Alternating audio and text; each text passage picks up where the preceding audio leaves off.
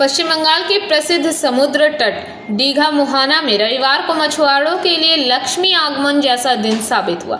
Trawler मालिक आशिक खान के trawler में जाल डालते ही 90 तेलिया भोला मछलियां फंस गई, जिसकी कुल अनुमानित कीमत 32 लाख आंकी गई है। मछुआरों के बीच भारी उत्साह देखा गया। यह मूल्य दीघा के अजीत बड़ाई कटाघाट मछली बाजार में हुई नीलामी में तय हुआ। बताया जा रहा है कि कोलकाता की एक बड़ी फार्मा कंपनी ने पूरी मछली की खेप खरीद ली है। तेलिया भोला मछली विशेष रूप से कीमती होती है क्योंकि इसकी पेट की थैली से दवाओं में प्रयुक्त जीवन रक्षक कैप्सूल बनाए जाते हैं। यही कारण है कि अंतर्राष्ट्रीय बाजार में इसकी भारी मांग रहती है। श्याम सुंदर दास मछुआरा यूनियन नेता ने कहा, ऐसा कैच साल में 1 या 2 बार ही होता है। ये हमारे लिए लक्ष्मी पूजन से कम नहीं। सुशांत पात्र समाजसेवी व व्यवसायी ने कहा, इससे न केवल मछुआरों को फायदा हुआ बल्कि दीघा के व्यापार को भी बल मिलेगा।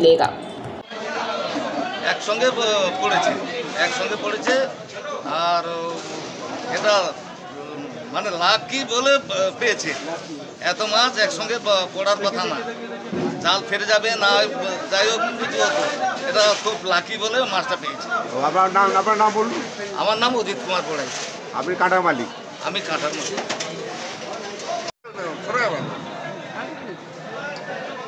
আজকে দীঘা মোহনায় এবং ক্রিস্টাল রেস্টুরেন্ট একটা সংস্থা আছে। এখানে পশ্চিমবাংলার সবচেয়ে বড় বিপণন কেন্দ্র। এখানে এই বিপণন কেন্দ্রে আমাদের অজিত পড়াই বলে আড়তদার আছেন। তার আড়তে 90খানা তেলিয়া মাছ উঠেছে। তার আনুমানিক মূল্য প্রায় 32 লক্ষ টাকা।